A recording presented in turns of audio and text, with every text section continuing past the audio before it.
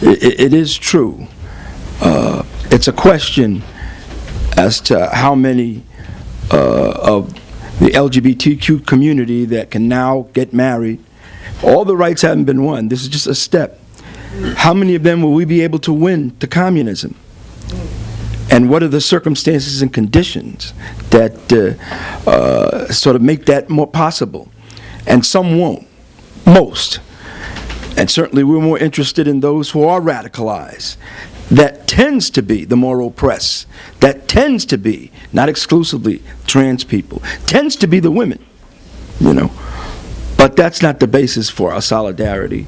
This is a huge development. It's historic, and the LGBTQ community is celebrating in the streets, rightly so, as should everybody who is progressive. You know, I saw the announcement and speeches and the reporters out on the steps of the Supreme Court earlier today, and there must have been, I don't know how many people were there, but there was a lot of people. Thousands, it seemed. And for the first time, the crowds were so big that they got onto at least the first layer of steps on the Supreme Court. Those are usually sacrosanct. They try to put you across the street, you know. And they were celebrating. I mean, I must confess that I was looking, as the various news outlets interviewed people, for someone to connect it to Charleston. You know, like we're ecstatic, but our happiness is a little bit, you know, bittersweet because, you know, people were murdered in Charleston for being black. So that means that on so many levels, we're not free yet. I didn't see that, but that's okay. Maybe it was not to be. If the movement was stronger ideologically, then you'd see that. But that gives you an idea where the movement has to go, and we have a big role in that. What I'm doing tonight in relationship to Charleston and the Black Lives Matter uprising is really just a continuation to the splendid presentation that Comrade Larry Hales made last week. We're going to be talking about this and looking at different parts of it for a while. A lot has happened since last Friday, I think. By that time, or at that time, the struggle was mostly against the Confederate flag in South Carolina. Now the struggle has mushroomed throughout the South to involve struggles against every southern state that uses some piece or part of the Confederate flag, which includes Florida, by the way, and Alabama and Mississippi and Georgia. I think maybe it was Alabama where it was removed from the state office building. You see the Republican politicians who have always been in support, tripping over each other, you know. Well, not quite, but yeah, I'm against it, you know. And this is for bogus political, electoral reasons. You know, maybe they're getting the calls from somebody that you better do this because it's going to happen whether you like it or not. Some of us think that they figure they better get ahead of it because if they allow this struggle to grow, and won't only be burning Confederate flags in various places, which is happening. It happened in Harlem, right here in Harlem, a couple of days ago. The masses will be going to state capitals, and they won't be pulling that flag down. They will be burning it. Oh, yeah. And once that happens, you know that it's out of control. I mean, the struggle is not only targeting the Confederate flag, it's targeting statues of Confederate war heroes, of Robert E. Lee and Jefferson Davis, this big statue, terrible statue that just, you know, defiles Richmond, you know. Somebody painted Black Lives Matter on it. It's so great. It's so great, you know. Like Si Se Puede, a little earlier, Black Lives Matter. They're targeting schools that are named after Confederate politicians and generals. And this, in some ways, this is the most outrageous, scandalous I didn't know this, I admit. Virtually all of the U.S. military bases in the South are named after Confederate generals. Who knew that? Raise your hand. That's incredible. That's incredible. You're going to a base. It could be, base Goebbels or Hitler base. It's just, it boggles the imagination. And, we realize that this struggle, to a certain extent, is about symbols. It's not about reparations. It's not about economic and deeper social issues. It's not overturning all the attempts to take voting rights away or help workers and so forth. It's not there yet. But it should not be dismissed. It is, with all of its contradictions, a serious getting back to what some of us communists have called for almost 200 years, the unfinished revolution, which they began during Reconstruction, but was brought to an end with the support of the bourgeoisie by Ku Klux Klan fascist terror. This is part of that, and it seems to have gotten a real wind. This struggle is curious. There's so many aspects to it. There are at least several contradictory forces that are bringing this about.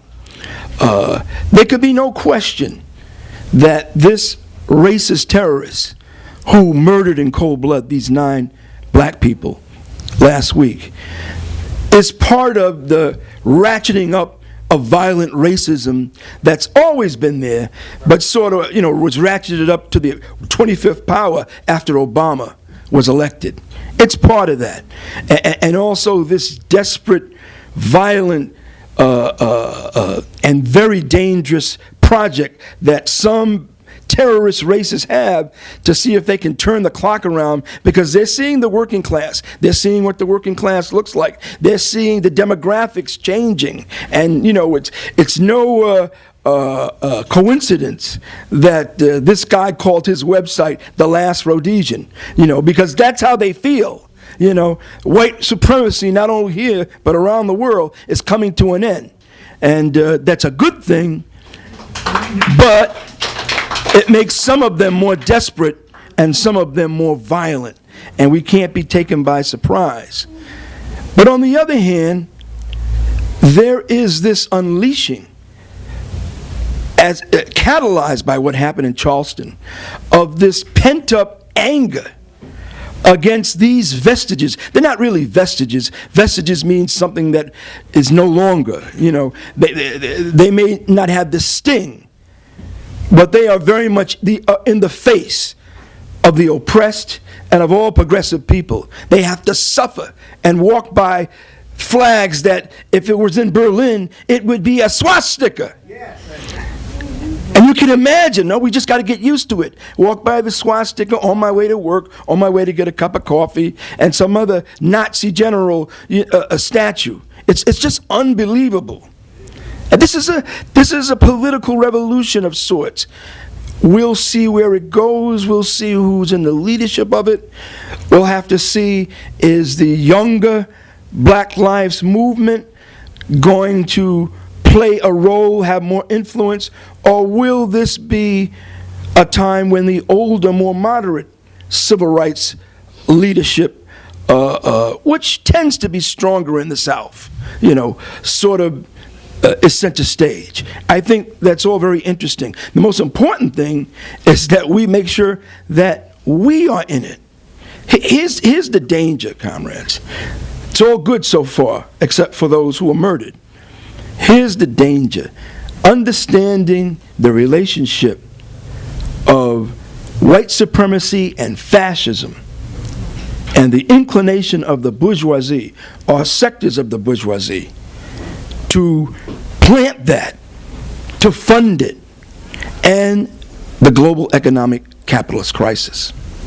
See, in part, that connection was at play in Charleston and all over the South and all over the country, and that's part and parcel of the war against immigrants, which is possibly, I mean, Comrade Teresa would have to respond to this because she's more of an expert on it than me, and maybe some other comrades. The war against immigrants, migrant workers in Europe, is even more, in many ways, vicious. With millions of migrant workers living secretly in cars and in abandoned, unsafe venues, railroad tracks, dying in mass trying to cross the Mediterranean and trying to cross borders. And all of the countries, all the bourgeois countries, we don't want them, we don't want them, we don't want them. One of the big issues that the European legislature, the pan-European legislature, was taking up today, in addition to Greece, was what are we going to do about all these immigrants? And keep them in Greece and keep them in Spain. Don't let them go to the more prosperous northern European countries. It's a big, big racist issue. And on the basis of this, and also indigenous people of color communities, African and Arab communities, and Muslim communities to a large extent, there has been a renewed ratcheting up of racism and neo-fascism in Europe. I understand from something that I think John Catt told me that actually in Germany, it's not as bad as it is in other countries, but in some of, smaller, central, and European countries, the Nazis are marching, and it's not 2 or 5 of them. And then you go down to Greece, and you got Golden Dawn, and they're big, and they're supported by the police, which is not unusual for these fascist groups, for them to be, inseparable from the police. And they attack immigrants in the evening. They attack them in their communities. There are lynching mobs. See? And the economic crisis is bad enough now. I mean, it's depression level in much of southern Europe, which includes Greece and Portugal and Spain and to a large extent Italy. And it's getting bad other places. But imagine if it gets even worse.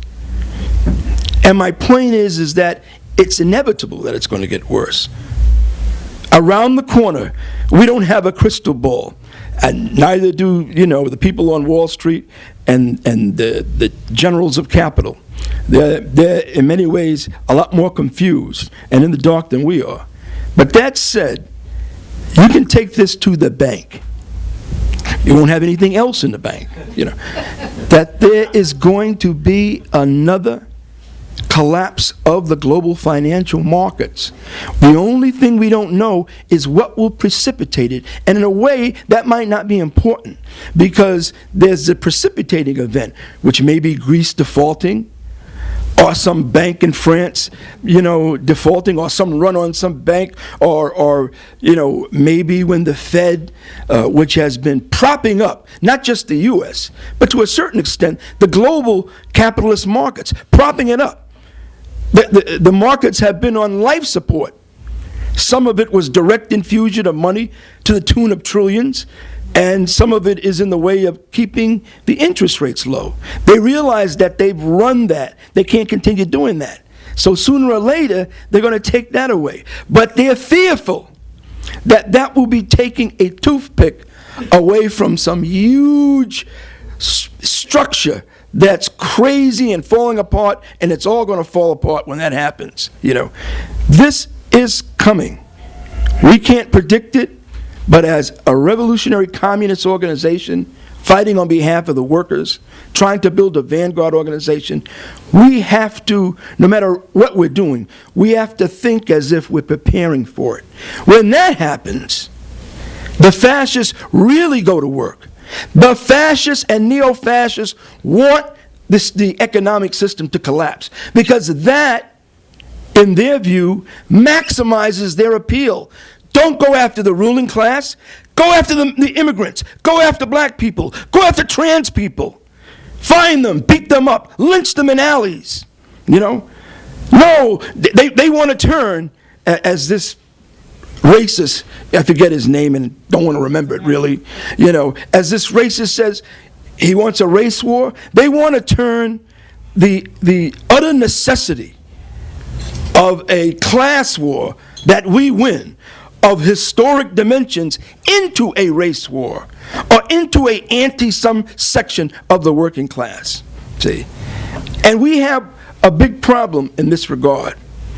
There are a lot of progressive forces in this country, particularly millennials, but not only millennials. Sometime we should talk about that and why the millennials, that's people born since 1980, I think, why they are more progressive. I think there's a very Marxist reason for it, and has something to do with science and technology, and how science and technology, in spite of the political atmosphere, in spite of how strong the working class and the revolutionary organizations are, just this new scientific, technological, global revolution tends to make you smarter. And reaction is based in ignorance. It's based in holding on to stupid ideas like the world is flat. So, but that's just my opinion. It won't be informed in a clearer way until there is a stronger revolutionary movement. And this is our problem, comrades. We've got the fascists and the white supremacists ready to try to divide our class. We've got the bourgeoisie, which is all down in Charleston today, Jesse Jackson, Obama, making good speeches, Where is the revolutionaries? Where are they? We've got this new Black Lives Matter movement, but there's no revolutionary movement that has any influence that predated them, that is influencing them. See? So it's a question as to where they will go and when will they splinter. One of the things that the party has, two things it has to do. One is obvious, and the other one should be obvious. That is, it's up to the party, even in its relatively small numbers. And I know that's very frustrating, and it's a hard, it's a hard thing to consider, because we all do so much. It's up to us, where we can, and even if we have to stretch ourselves until it hurts, because of what's happening, because of this Black Lives Matter uprising, it's up to us to show, or to try to show, that communists are the most steadfast supporters of the black liberation struggle. That where others might do some, we'll go even further. We're more reliable. We will find a way for our work and our views to be felt. Why? Because this is such a critical struggle for the working class, and especially for communists. We've got to do that. And that probably means that we're going to have to do more than the splendid work we're already doing with the PPA. Maybe I'll say a word or two about that. The other thing we've got to do, and this has got to be conscious and deliberate, it can't just be rhetoric. We have got to build the party and build an anti-capitalist, pro-socialist movement. We've got to do that. There are any number of reasons why comrades would argue about this and are frustrated about it. I know there are comrades who are frustrated that we don't talk about socialism enough, that we don't talk about the party enough, that we don't talk about anti-capitalism, and sometimes it seems we're lost in the mass struggles, whether it's 15 an hour or whatever, or the anti-imperialist struggles. And, as one who, throughout my, history in the party and in the struggle, has often been in a position where I kind of tended toward, well, be careful, we're in a mass struggle, we've got allies.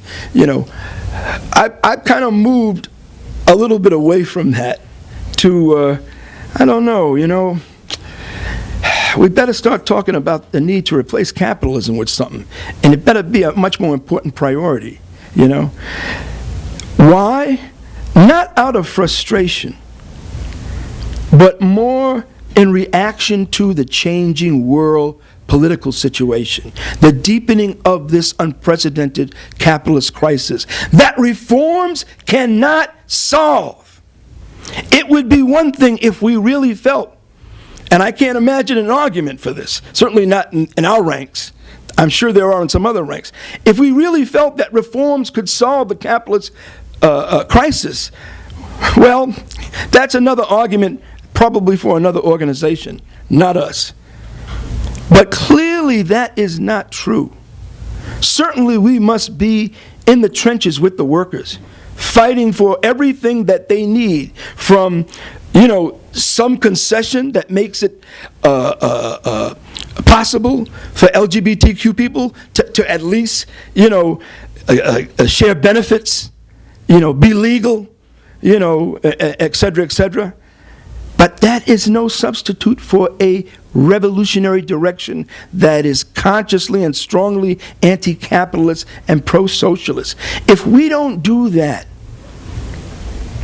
we will be leaving the masses, our class, to the ideological hegemony of the ruling class, some section of it, liberal social democrats, however you want to characterize them, and in some cases, racists, white supremacists, and Nazis.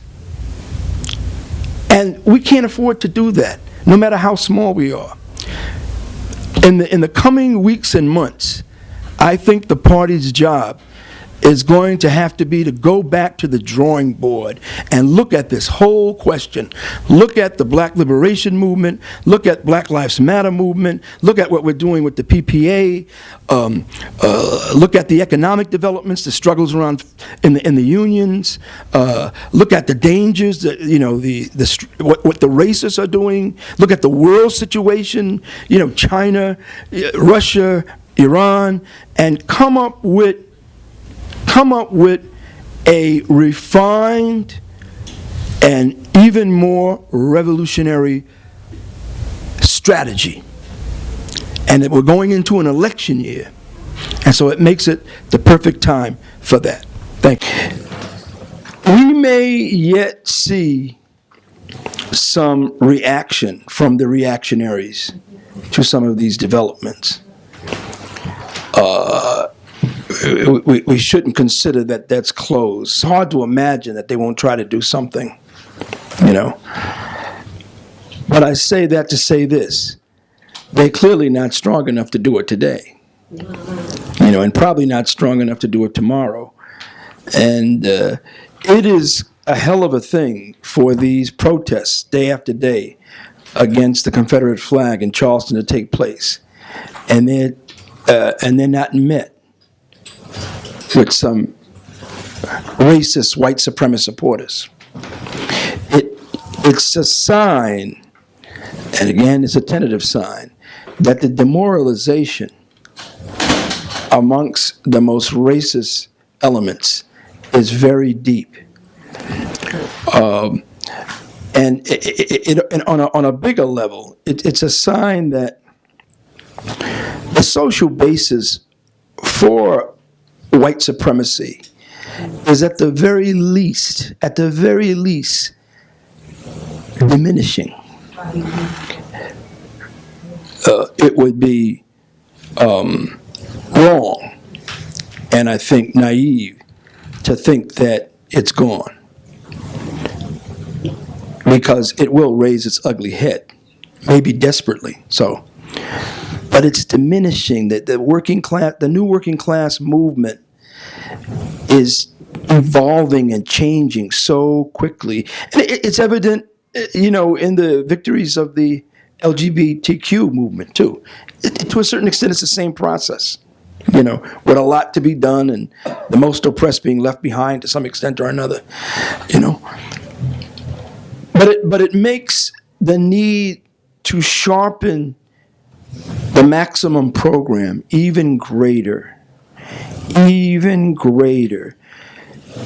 If you're a communist and you've committed yourself to a communist organization in this country or any other country, the thing you should be worried about is, where am I going to raise our flag?